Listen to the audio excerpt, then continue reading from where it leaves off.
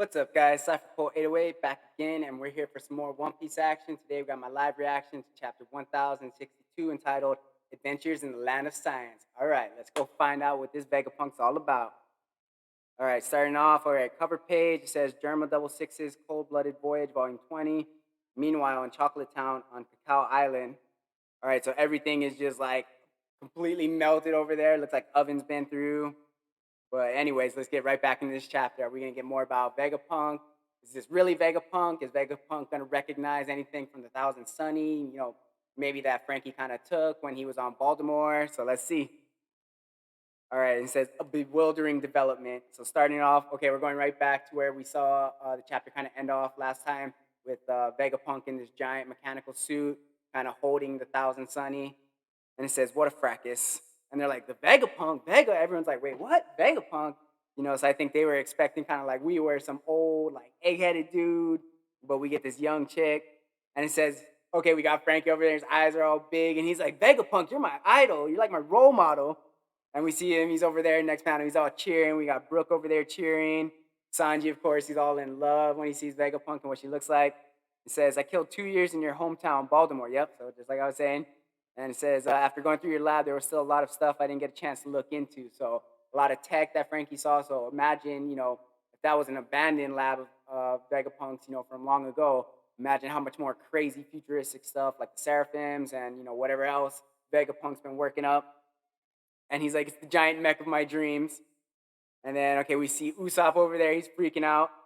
And he's just like, oh my God, how many times bigger than that is General Frankie? Like how huge Frankie gets when he gets on the General Frankie. And this thing is like just dwarfing that. He's like, I can't wait to show Luffy and Chopper. And of course, Sanji's just got his, heart eyes coming out. His tongue is freaking out right there. And then, all right, okay, we see VegaPUNK and we just see a couple dots and some exclamation points. All right, so it looks like VegaPUNK's not really feeling this interaction. And then, okay, what's Robin got to say? It says, just a moment.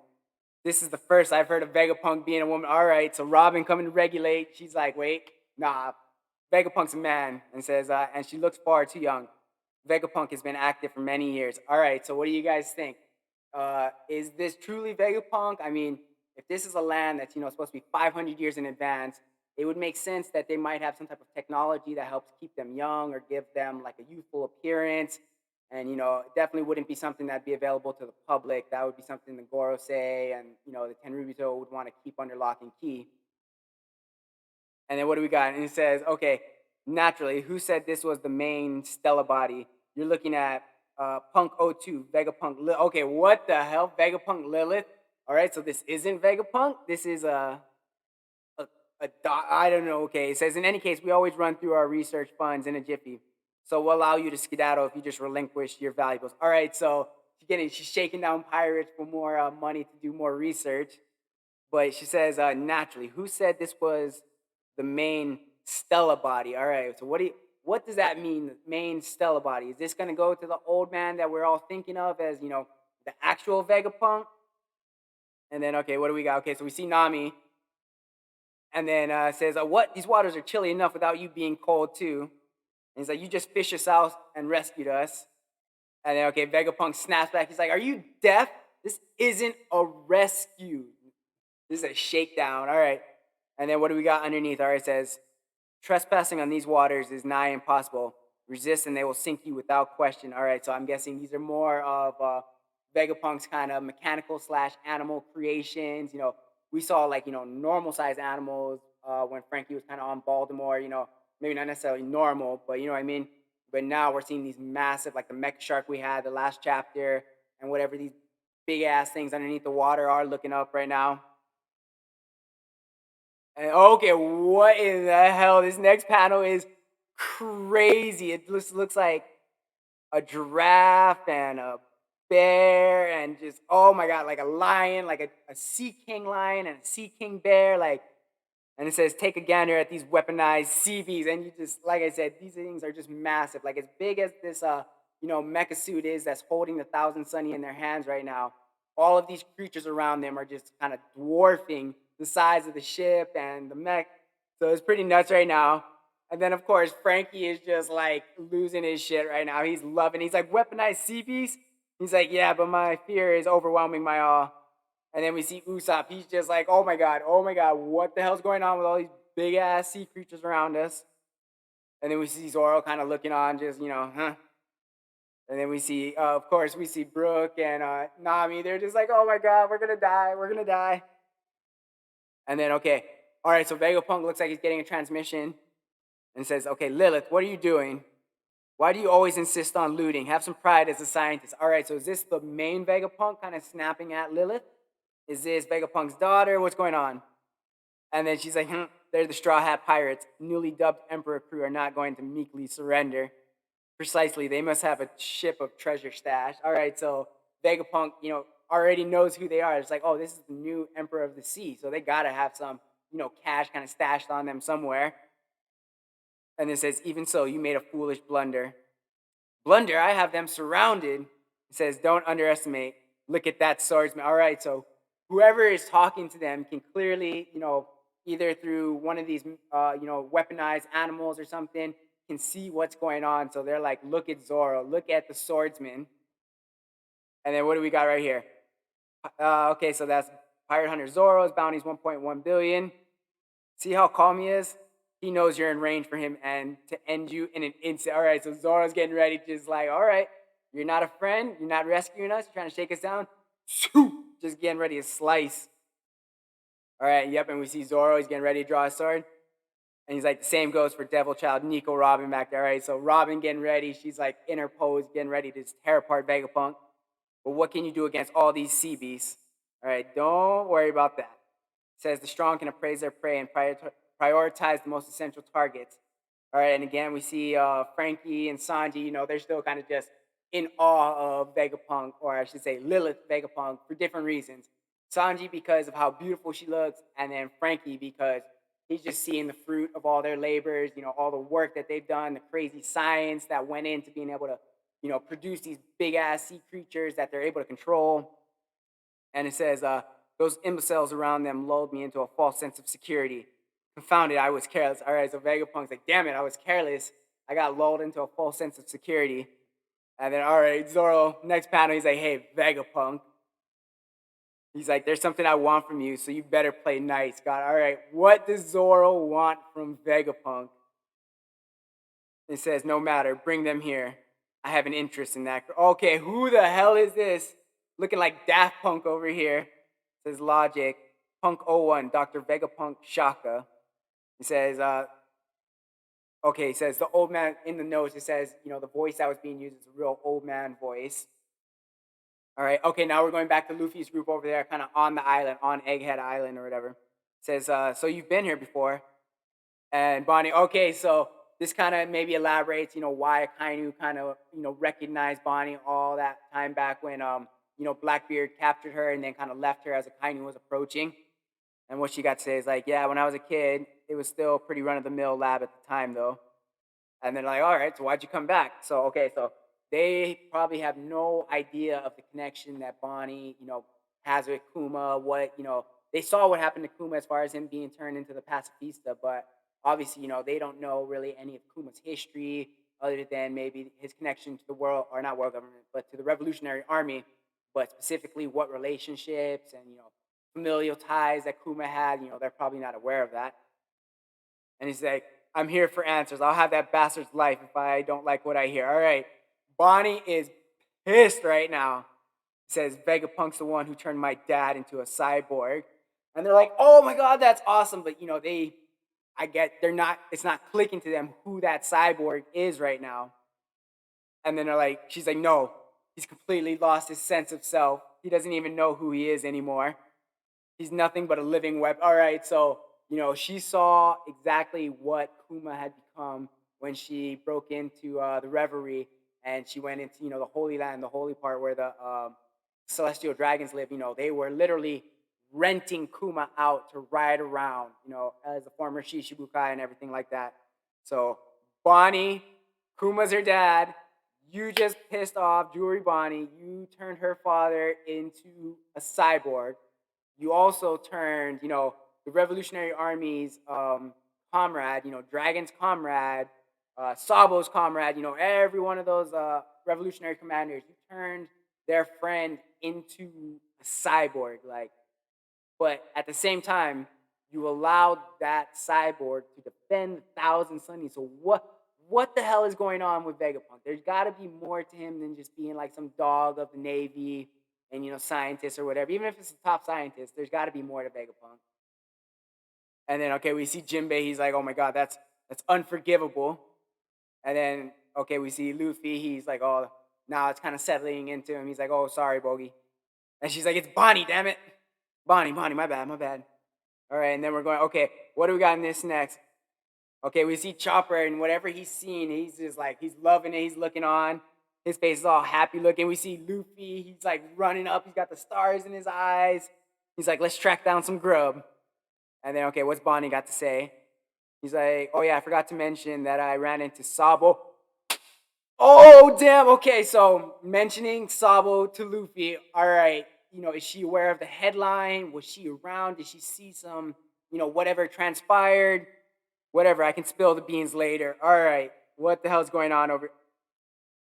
Damn, this island looking crazy right now. All right, so this beautiful shot. It says VegaPUNK in the center, and this like little glass dome on like all these rocket ship looking buildings. Definitely looking super futuristic. It looks like a big mecha on the right hand side right there.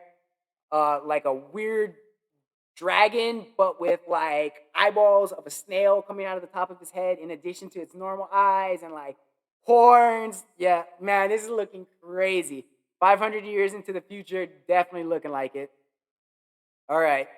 And then, we see Jimbei. He's kind of looking around. He's like, what in the world's going on? He's like, I'll be back after I take a ride. And we see Bonney getting flustered over there. And then we see Chopper. He's like, Luffy, take care. And then, we see Luffy just rocket himself up towards that big, like, dragon snail, whatever the hell it is. And then we see its eyes kind of just shift onto Luffy right there, like, lock onto him. And then, whoop, just bites him right there. And they're both like, we see Bonney and Chopper, their eyes are like, oh my god, Luffy just got eaten. What the hell? And then all of a sudden, whoosh. And then, wait, what? All right, so he missed? All right, he's like, you okay, Luffy? He's like, I thought I got swallowed, but wait, is that a giant parfait? All right, so what the hell's going on? So it looked like Luffy got swallowed, but then he like shot out the back. And then in this next panel, we got like a parfait, ice cream looking type area.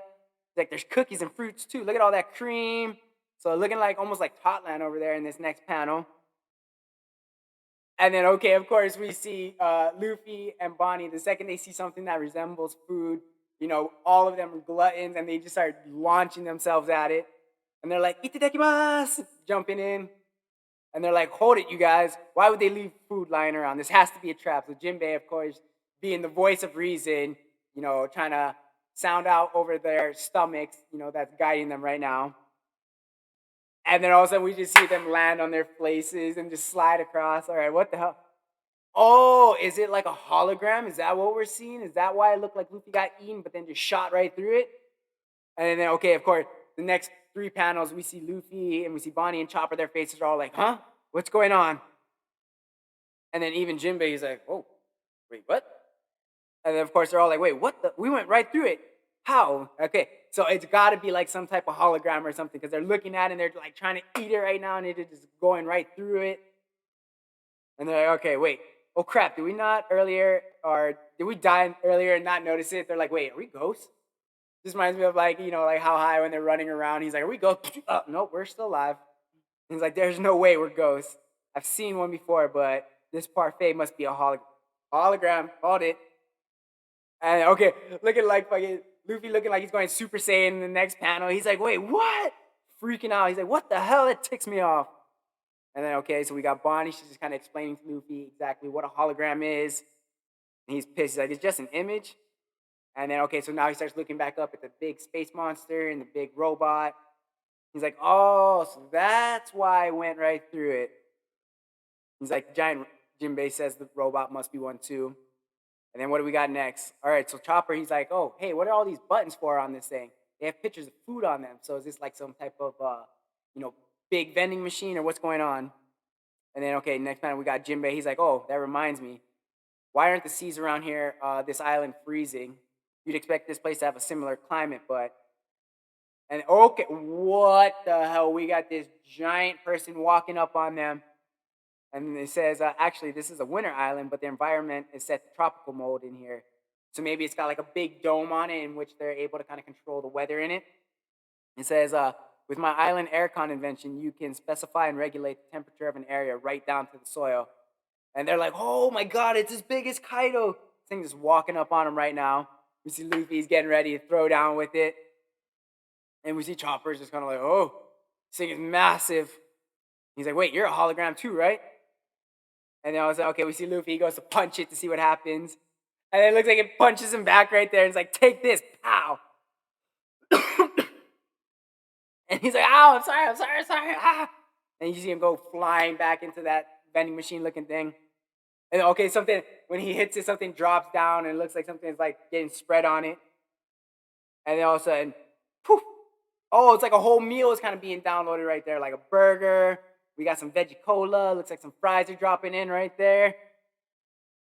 And they're like, wait, a hamburger meal and a drink? Who made it?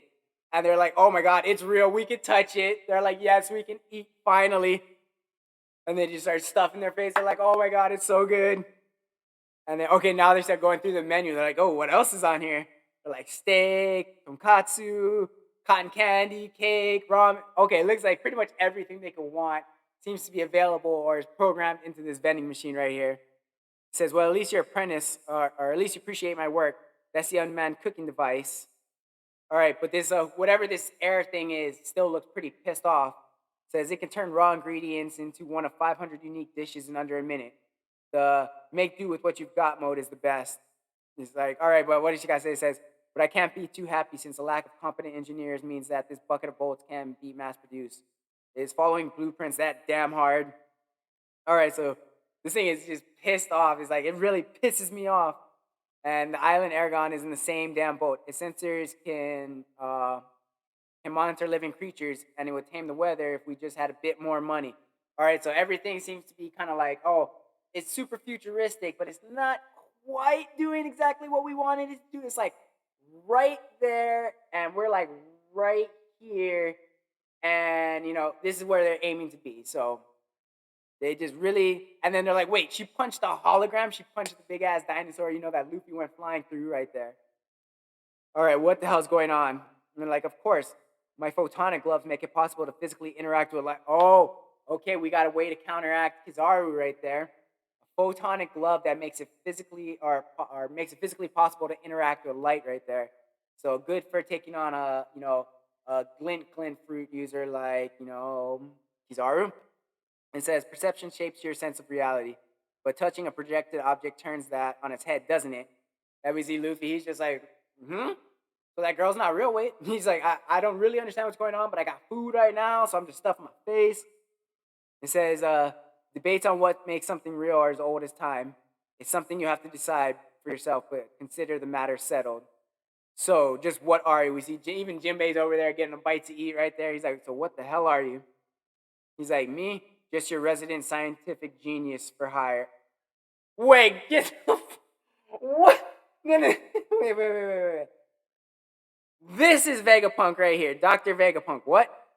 Dr. VegaPUNK Atlas. Okay, I'm so confused. Like, so we had the first VegaPUNK, the girl VegaPUNK. Now we're seeing this air thing, and this is a version of VegaPUNK. So, and they're like, what the hell? That is a total lie. So Bonney's like, no, I know who VegaPUNK is.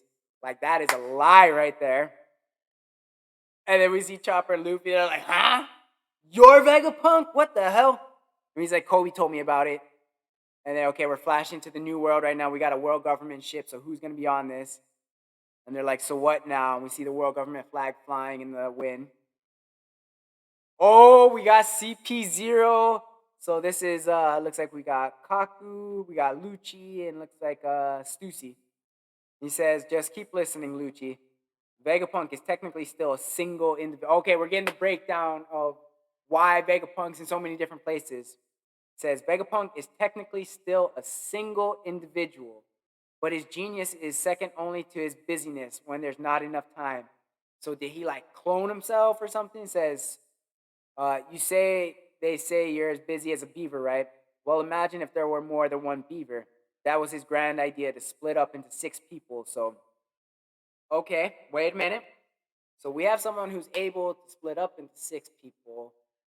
Maybe something similar, but kind of in the reverse is true for Blackbeard, hence why he's able to have multiple devil fruits. Are we going to get some elaboration on these devil fruits? But okay, what do we got? Okay, we're getting the breakdown of everything for Dr. Vegapunk. The 6 personalities, or I guess individuals that he broke himself down into. So it says, in other words, all 6 of these satellites are also Dr. Vegapunk.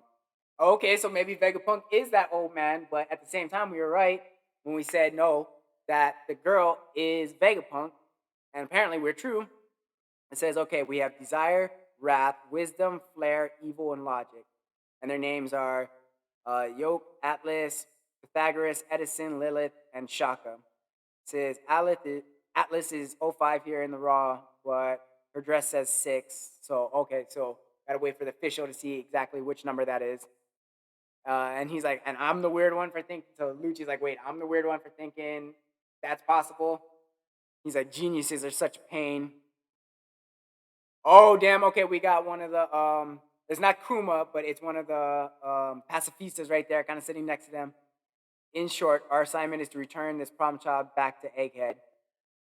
Then, while taking care not to damage any of the lab's precious assets, we're to eliminate every last Vega.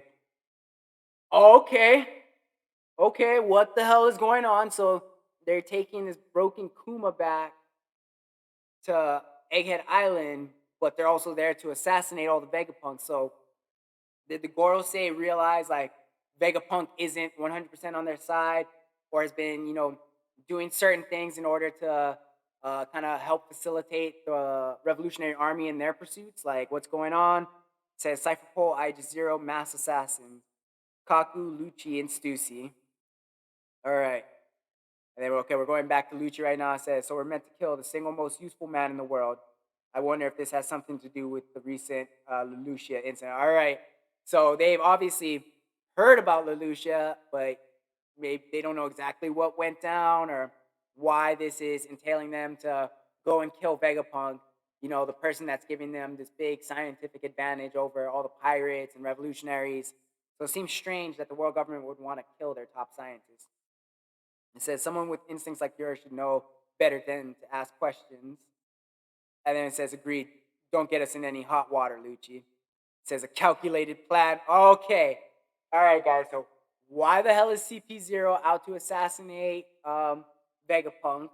Why, or I get why Vegapunk split himself into 6 people, in order to bolster his amount of work that he is able to accomplish. So that makes sense. But how exactly does he do that? Like, how are all 6 of these individuals still formulating the one Vegapunk? Are we going to meet that one Vegapunk? Does he still exist in physical form, or what's going on? Uh, you know, Obviously, this seems like for CP0 kind of coming into it, it seems like it definitely has something to do with Kuma. So we know that Kuma was turned into a pacifista, by Vegapunk, but was still allowed to protect the Thousand Sunny for 2 years. And then we know Kuma had ties to the revolutionary armies, and we saw the revolutionary commanders, fight to get him back. But now they're saying, oh, we're taking this old damaged thing back to Egghead Island, this problem child back to Egghead Island. So, and this one, this Kuma in the back looks like it's got big wings. Like it's more like the other newer pacifistas. I forget what they call it. The little ones, the one that look like Boa and the one that look like Mihawk. So, what could possibly be going on? They ordered. Someone ordered the Lelouch to be destroyed so that the truth about Imusama wouldn't be revealed to the revolutionaries. But, they had Kuma with them. So is Kuma kind of the linchpin that's tying all these different aspects kind of together along with Vegapunk? Is Vegapunk going to end up siding with, Luffy and the others and maybe Bonney and, telling Bonney like, oh, there's a way to fix Kuma, or I have a way to turn him back or give him back his memories. There's a lot of possibilities going on here, especially now that we know that Vegapunk exists in 6 different pieces/people. Again, I just want to know, are we going to see that old egghead looking dude that we've all thought he looked like for years? or assumed that he looked like, and how is this gonna factor in with Lucci and them? Like, is he gonna fight Luffy? Is Sabo, magically gonna show up somehow? Did he survive? I personally believe he survived because he inherited Ace's will, and he's a Logia. And that big ass attack didn't look like it necessarily was infused with hockey, so I have no reason to believe why he wouldn't survive it. Might be a little messed up, if he stuck out at sea adrift or whatever. But yeah, man, this is a excellent chapter right there.